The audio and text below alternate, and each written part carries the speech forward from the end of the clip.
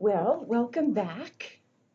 Today is Friday, and it is the 9th of October, and we are moving forward into chapter 4.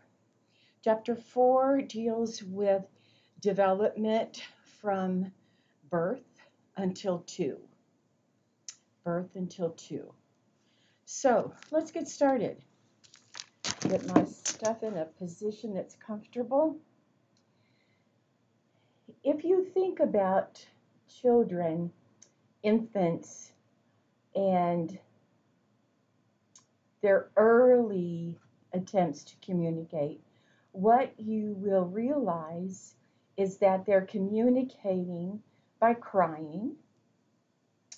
They cry when they're wet, when they're hungry, when they're tired, when they're in an uncomfortable position, they'll cry. As they get a little bit older, and I might say closer to about 6 months, if you have that infant, that child on your lap, and you're drinking something, excuse me, you're eating ice cream cone, you have something to eat, you see them watching you, you might have something in your hand and they're watching that hand, and as it goes through your mouth, they may be reaching, they may become physically more excited, and to let you know that they want it, they may whine or cry. So that communication occurs before words ever come. So they're communicating their wants from a very, very early age. Excuse me. And those attempts to communicate become more sophisticated and more secure in their ability to get something done as they get a little bit older. Comprehension is imperative. And you can tell if the child comprehends by the way they look at you, the way they look at the object that you have, the way that if they're playing with something and you mention an item and they look for it or they look at it, you can tell that they know what you're talking about. You say something like, "Daddy's home," and they immediately look at the door. You can tell when they're engaged in the environment. That's comprehension. They're comprehending the fact that you're saying something and they recognize it and they look for it, they go to it, they in some way indicate they understood what you said. And before the end of the first year, or by the end of the first year, we should begin to hear those first words, and they really have much better intentional communication at that point. When we talk about environment and the way that children are raised and the way that they live, we have to consider socioeconomic status or factors, and that includes poverty, the socioeconomic status, and race, along with ethnicity. I'm going to move this. I don't like the position that it's in. I feel like I'm turning my head in an awkward position here. So poverty, I think, conjures up in your mind an image of children in tattered clothing or dirty clothing, no shoes, playing out in the dirt, maybe. You may consider the child who has a plate but there's nothing on it. You may consider in your mind the child who has no toys to play with, no interaction whatsoever with something that is stimulating. And poverty, socioeconomic status, race, ethnicity, they all have an impact on language and literacy. They all do. Now, the Lena Research Foundation, and we'll talk a little bit more about that, but there is, according to Taylor, there are 7 variables which influence language acquisition and language behaviors. And if I was able to take a poll and ask several of you in class what you think those variables might be, you would probably be able to come up with the 7.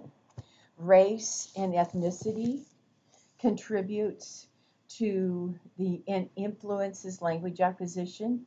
Social class, education and occupation, region, the area of the United States that you live in, gender, situation or context, your peer group, and first language community.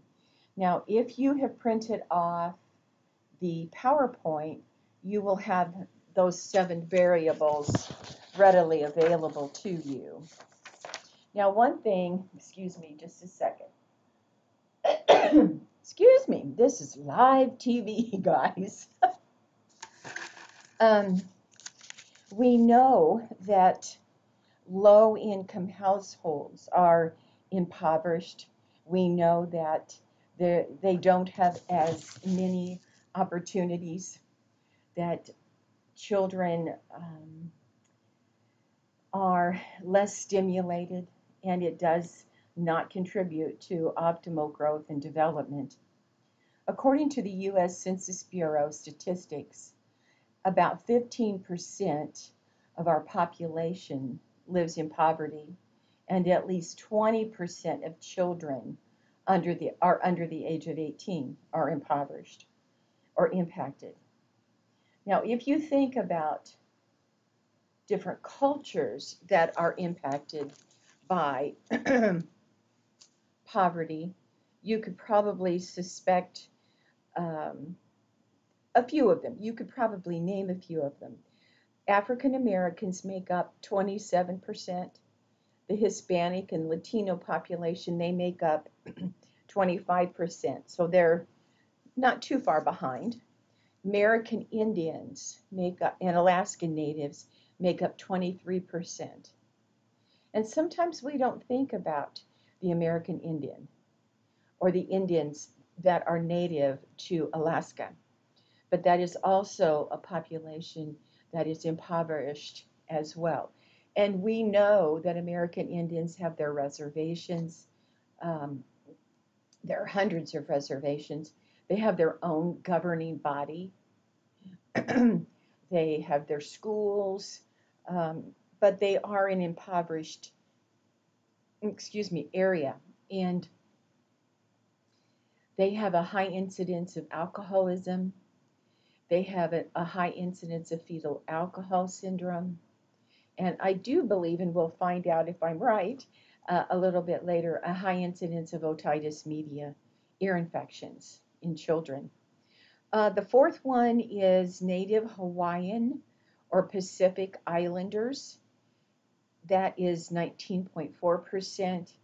And then Asian and white populations both come in at 14%. So we know that our culture, how we view our culture, contributes to lots of different reactions within our environment to these particular groups. They, if you've watched the news, you can see many of these culturally diverse groups mentioned on TV, and typically, or many times, it's not in a very flattering way. Children living in the South and the Eastern regions of the U.S. are most affected. In the South and the Eastern regions. And every state has poverty. At least 16% of children in every state live in poverty, 16%. Now, on the PowerPoint, it lists several of the states, and most of these states are southern states, but it's warm there. And if you were looking for employment and you lived in Muncie, Indiana, and your friend said, "Come to Atlanta, there's work here," you would, and it's warm. It is, you don't have to necessarily worry about as many bills. You wouldn't have maybe furnace. You would need a furnace. I know it does get cold in Atlanta, but not like it does here. But you may feel like this is your opportunity to have a better life, and the temperature and the climate is much better, and you have friends there, which may lend to a support group. But some of the southern states that are listed are Alabama, Arkansas, Kentucky, Louisiana, Mississippi, New Mexico, Southern Carolina, Tennessee, Texas. And in Texas, I believe I have read that they have tent communities.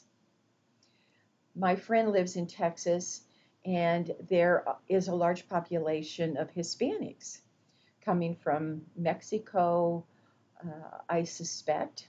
And um, housing may be out of their possibility. And so there are tent communities that have cropped up where families live in tents. The schools may also be in the tents, or the schools are at the local brick and mortar school.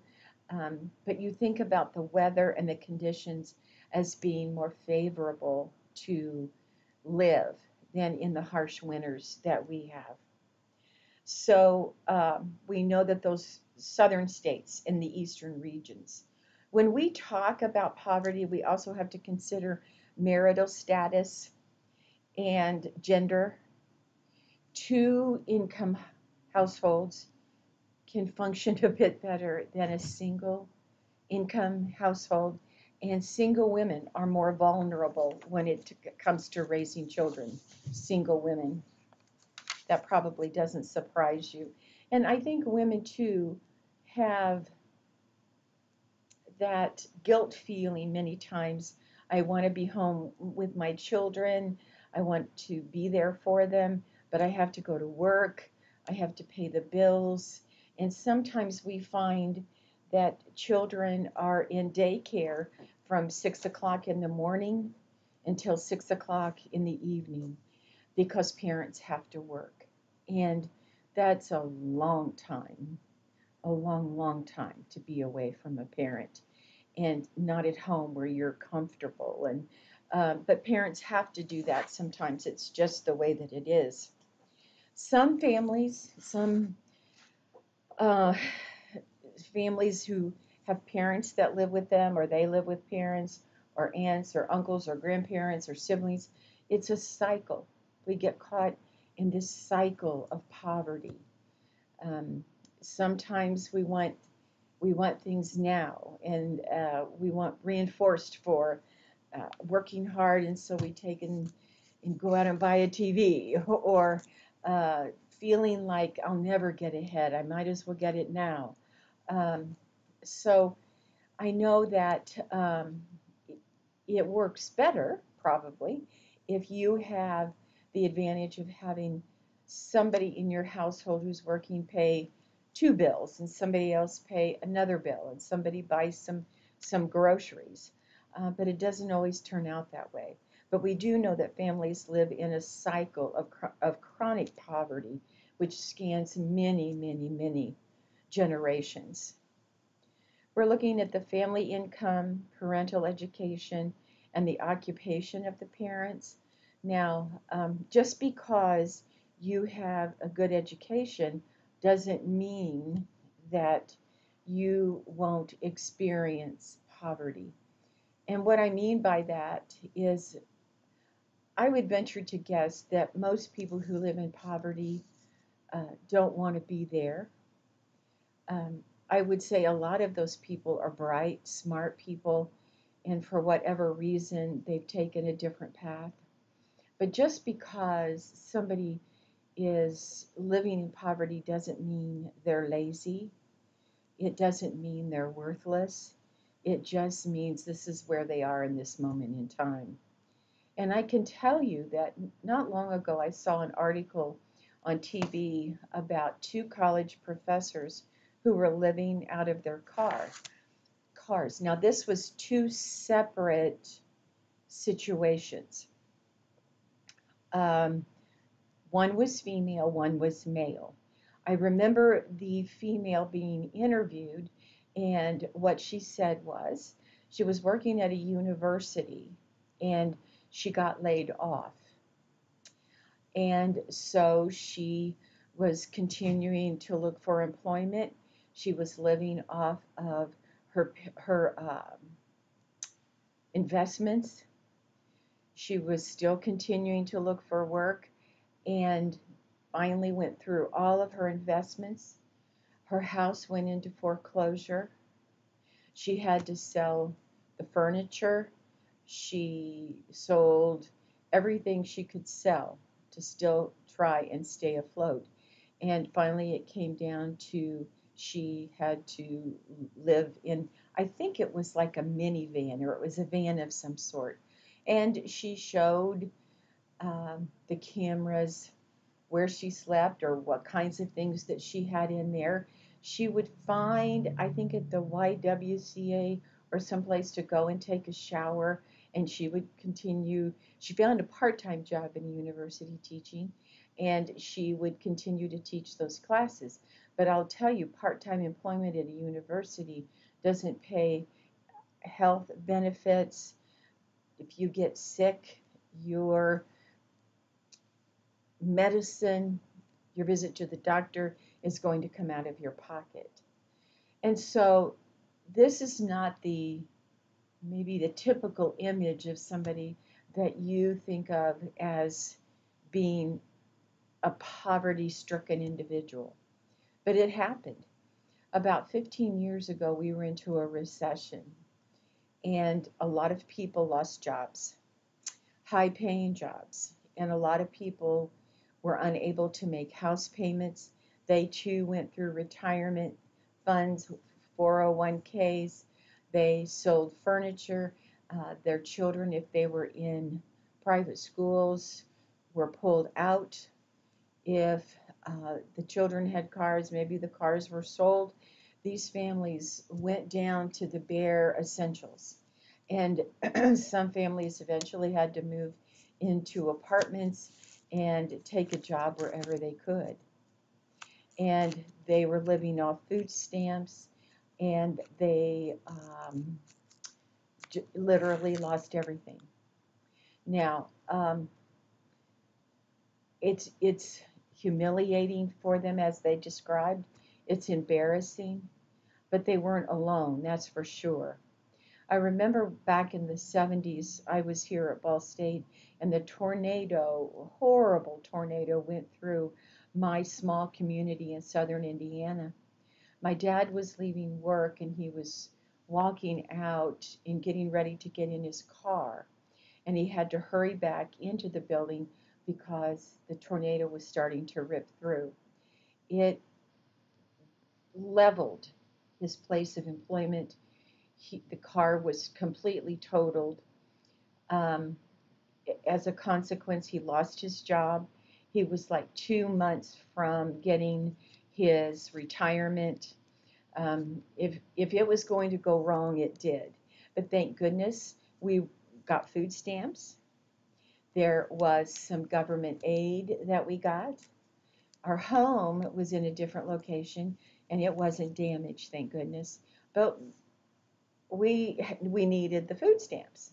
We needed those things. And so that's a situational poverty or a situational catastrophe that happens sometimes. Now, if our house had been destroyed, then it would have been even worse. But sometimes poverty, people are thrust into poverty due to situations. Families who struggle financially or with jobs or whatever, um, they really do, I think, want safe places for their children to go while they're looking for employment or while they're working. Uh, they want um, they want their children many times to have more than what they had.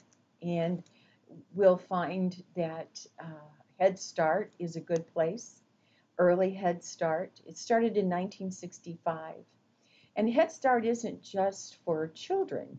They also have programs for adults and trying to improve the quality of living for the entire family, not just for children, but it is a government-funded program. The influence of poverty is pretty widespread. It impacts the structure of your household. It's impacted by education, genetics. I've worked with many families in First Steps who were probably enrolled in special education classes in school, had IEPs, struggled academically, maybe didn't get a diploma but got a certificate. And they did not have the mental capacity sometimes to navigate through paying your bills, trying to save some money, paying a bill on time so you don't have to pay a late fee, going to the grocery store and not buying all your groceries at a place that's more expensive like the corner pantry or something like that.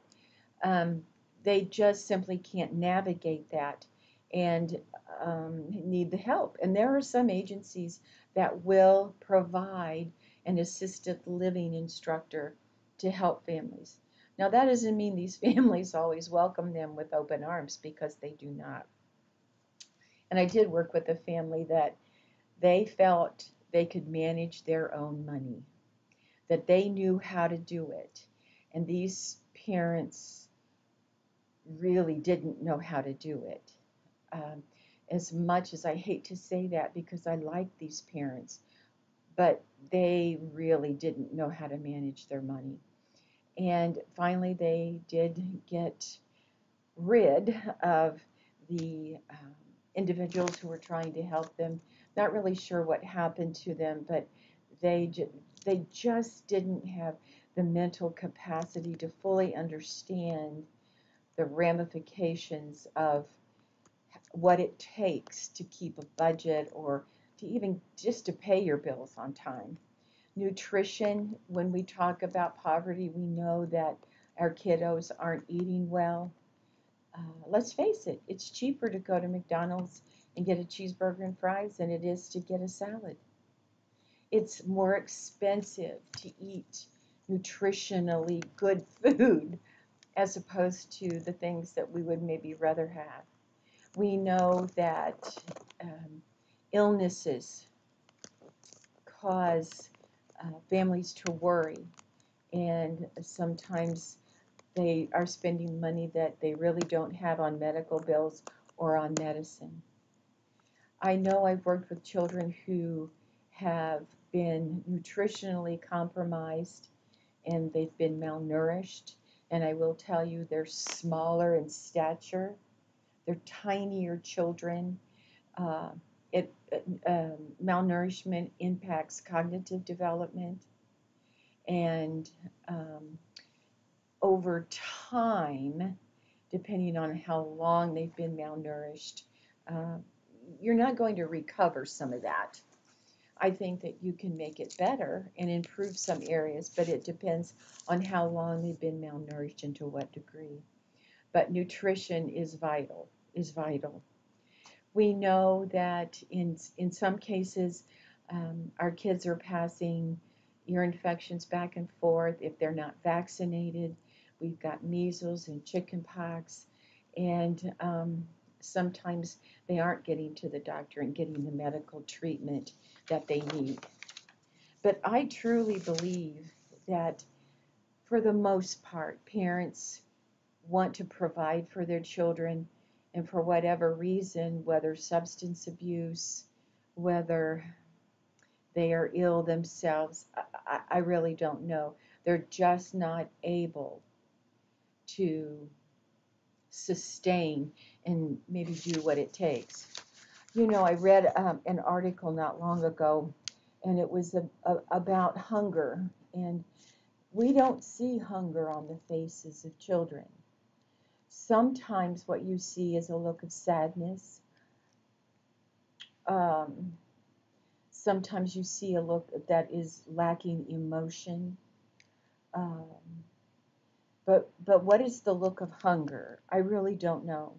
And I think that after a while, you've been hungry for so long that you just it begins to feel normal to you. But we don't know what the face of hunger really does look like on children. Some communities, it's just the community in general, have limited access to resources. I think when I was working First Steps, I tried to find out where families could go and get free food: butter, milk, cheese, eggs. I would look for places where they could go and get diapers, where they could get formula. Even though that wasn't really my responsibility as the speech pathologist, I was the one going into the home every week. So I was the one who would see them and could maybe give them an immediate response as to where can I get whatever it was that they were needing. Also, if they didn't have heat in their home and it's December, they weren't worried about language development. They were worried about how they were going to get the heat turned back on.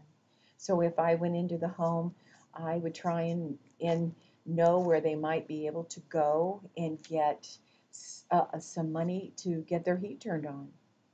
So I was just trying to serve in the capacity of a resource, because if I could do that, then I could build a relationship and rapport with that family, and then I could hopefully get them to work with their child more, longer periods of time, more often, to do some language stimulation and to carry through, excuse me, with what I was wanting them to do. Also, I think the local libraries will have programs, especially literacy. They'll have a story hour possibly. I know they have summer reading groups in the summertime. Sometimes they'll have a craft hour. Sometimes they'll have special events where they bring in somebody special. So you could find out, grab a calendar from the local library and find out what's going on. I would take families to the Children's Museum. Where I worked, we had free passes from the Children's Museum. I would meet the family at the Children's Museum, and I would have the parents follow us around while I'm providing language stimulation, talking to the child, so I could model what it was that we were doing. Families can't afford to go to the Children's Museum. It costs too much money. But once a month, and I believe it was the first Saturday of the month, the museum was free. So find out those places where families can go and take their children, maybe take the bus, whatever you can do to help them empower themselves. Not teach them helplessness, but to empower themselves. This is all a part of that language stimulation, that language enriched environment. And we'll talk a little bit more about that and what that does to a child's learning. Poor health factors, poor safety, those are big issues with kids who are living in compromising positions in housing. I had a family that lived in a house that had lead-based paint, and the child was in a playpen and could reach the ledge in the bedroom and was chewing on this windowsill and tested with high lead levels.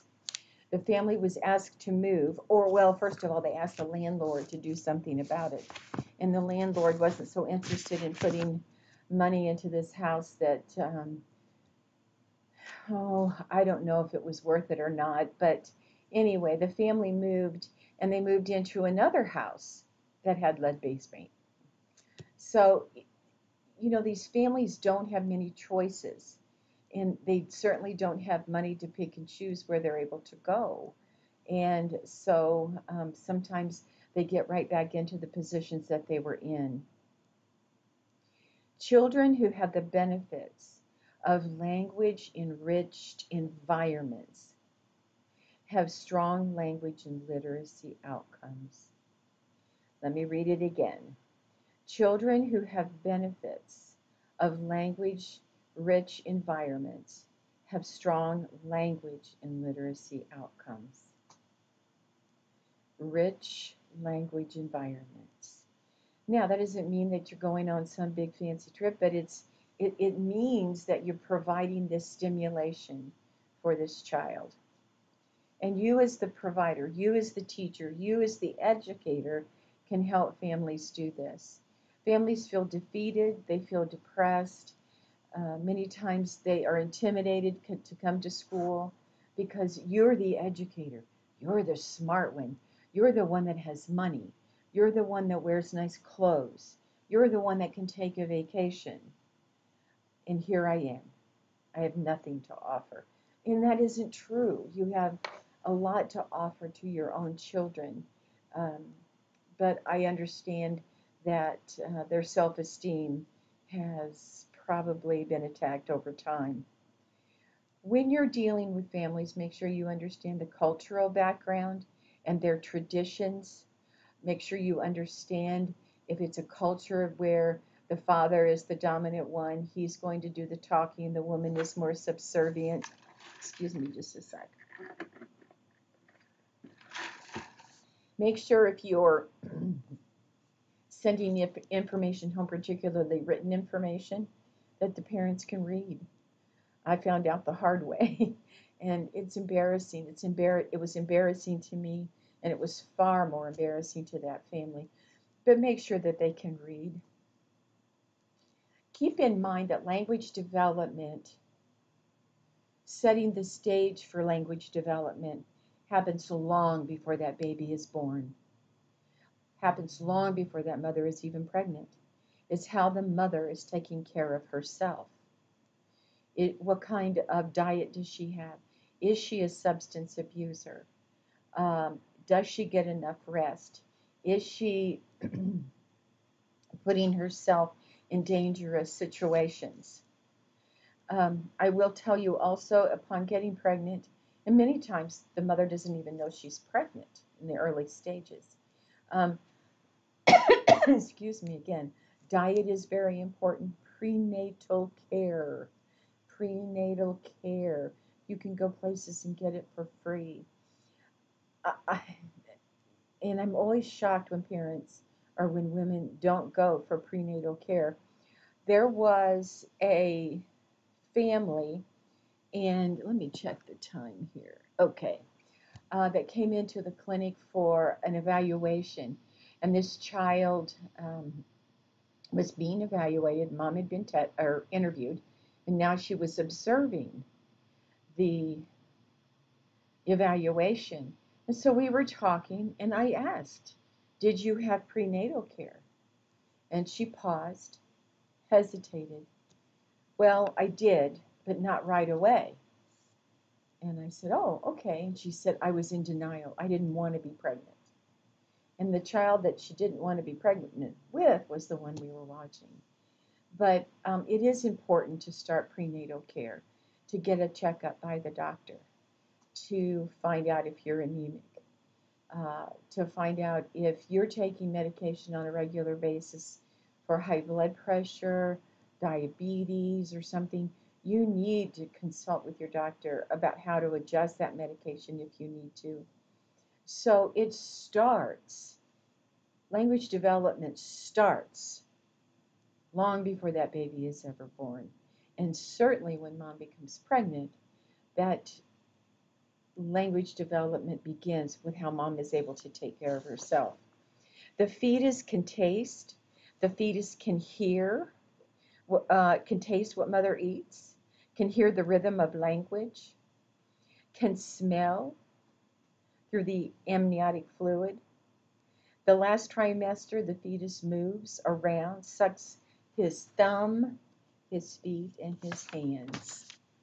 think it's pretty cute. That baby, excuse me, I ate some chips earlier and I think they're stuck. The fetus is literally and figuratively connected to that mother and getting all kinds of information from that mother through sensory channels, neural channels, behavioral channels. That baby is listening and can hear. And if mom's singing, the baby can hear mom singing and feel the rhythm of the music. All cultures have lullabies and songs, and um, it's part of that bonding that we do with our babies. It helps us to focus attention. It makes us feel good. When I am using singing in therapy, I will often pat to the beat of the music. It's another sensory channel that I'm tapping into. And it just definitely helps with relationships. We know in the NICU, we have music that's playing. Years ago, the NICU used to be a noisier place. Lights, machines, people talking, doors slamming, people coming and going. And these babies need to feel like they're still in the womb and recreate that secure place. So now we have dim lights. It's soft music, keeping machinery to a minimum if you can. It's a very calm, serene place, and the babies can continue to thrive and get stronger. Um, the baby's auditory channel is engaged when music is being played. We know that the rhythm is educationally a strategy that we use. We have rhythm to our speech, we have rhythm to walking, and music certainly engages the auditory channel with rhythm. Um, when we talk about attention, and we know a lot of our kiddos are not good attenders for a variety of reasons, but we know that when children are attending and we have that focused attention and we have joint reference where we're both looking at the same things, we're able to facilitate, we're able to enhance the child's ability for learning. And reading is a good way to do that.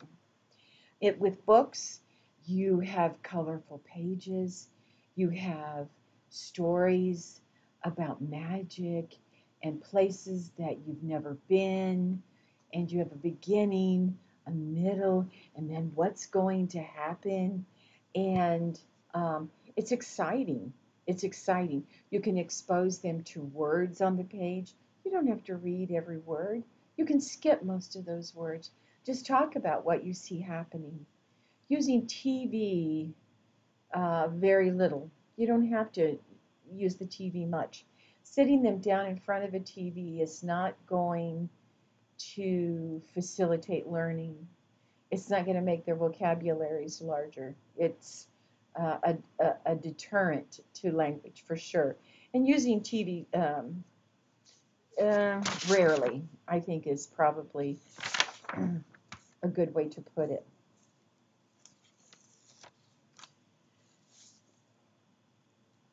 Language happens every day, all day long, all around us. It's active. Language development is active. And children want to learn. They have a biological drive to learn, but they've got to be exposed to it. Remember, they're going to kindergarten and they have a backpack and it's bigger than they are. They've got a brand new lunchbox. They have some new clothes and that new great big box of crayons, and they have pencils and glue, and they're so very excited, and as they should be. They need to be exposed to language, to redundant information, to routines and repetition of material that helps them learn. Now, it doesn't always matter the quantity, it's the quality that you get. Sometimes in therapy, parents will say, well, you know, we're coming once a week, but could we come twice a week? I think that would maybe make him get better faster. Not necessarily. Quantity doesn't equal quality. Quality is far more important when we talk about facilitating how important our children are and the language input. I want to see parents begin to read to their children from the very, very beginning when they bring them home from the hospital. Listen to music, um, all kinds of music. Now, I remember when my daughter was little, she liked Sesame Street, and we had this album. I know you're going, album, and we had a record player, and we were listening to the alphabet. And I can remember Cookie Monster going, C is for cookie, I like cookies, or something like that. And it was so cute, and she loved it. And we listened to it a lot, but it was a way to expose her to music, to rhythm, to language. And she would go around the house singing that song. And so she was being exposed to the ABCs.